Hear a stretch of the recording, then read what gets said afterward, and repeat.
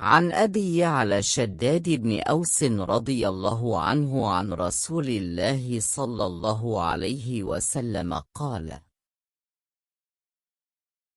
إن الله كتب الإحسان على كل شيء، فإذا قتلتم فأحسنوا القتلة، وإذا ذبحتم فأحسنوا الذبحة، وليحد أحدكم شفرته، وليرح ذبيحته. رواه مسلم.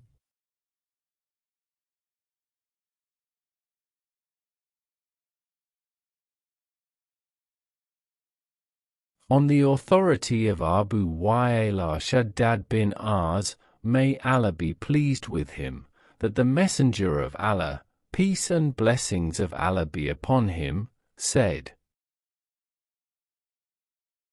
Verily Allah has prescribed ihsan, proficiency, perfection, in all things. So if you kill, then kill well, and if you slaughter, then slaughter well. Let each one of you sharpen his blade, and let him spare suffering to the animal he slaughters.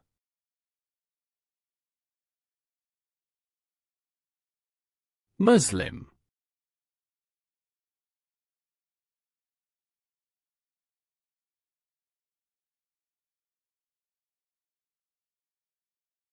Waxaa laga wariyey Abu Yaclaa Shaddad binu Aws, eebe ha ka raali noqdee, inuu rasuulku naxariis Allah korkiis ahaatee ka wariyey inuu yidhi: